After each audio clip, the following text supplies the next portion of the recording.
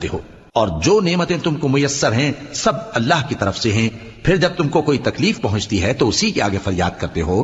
پھر جب وہ تم سے تکلیف کو دور کر دیتا ہے تو کچھ لوگ تم میں سے اللہ کے ساتھ شریک کرنے لگتے ہیں تاکہ جو نعمتیں ہم نے ان کو عطا فرمائی ہیں ان کی ناشکری کریں۔ تو مشرکو،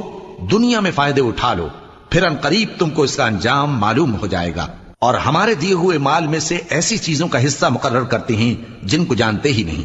کافرو، اللہ کی قسم کہ جو تم جھوٹ باندھا کرتے ہو اس کی تم سے ضرور پرسش ہوگی۔ اور یہ لوگ اللہ کے لیے تو بیٹیاں تجویز کرتے ہیں، وہ پاک ہے، اور اپنے لیے بیٹے جو مرغوب دل پسند ہیں، اور جب ان میں سے کسی کو بیٹی کے پیدا ہونے کی خبر ملتی ہے تو اس کا منہ غم کے سبب کالا پڑ جاتا ہے اور وہ اندر ہی اندر گھٹنے لگتا ہے، اور اس خبر بد کے سبب جو وہ سنتا ہے لوگوں سے چھپتا پھرتا ہے، سوچتا ہے کہ آیا ذلت برداشت کر کے لڑکی کو زندہ رہنے دے یا زمین میں گاڑ دے۔ دیکھو